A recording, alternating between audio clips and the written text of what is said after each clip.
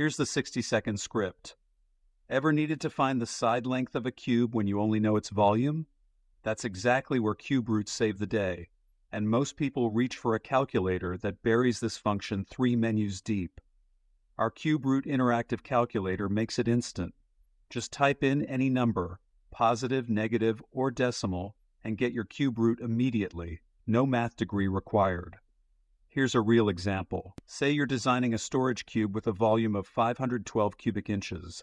Type in 512, hit calculate, and boom, 8 inches per side. Perfect dimensions, zero headache. It works for engineering problems, homework assignments, woodworking projects, even scientific calculations involving negative numbers, which most basic calculators actually get wrong. It's completely free, works on any device, and takes about 3 seconds to use. Try it now using the link below. Your answer is 1 click away.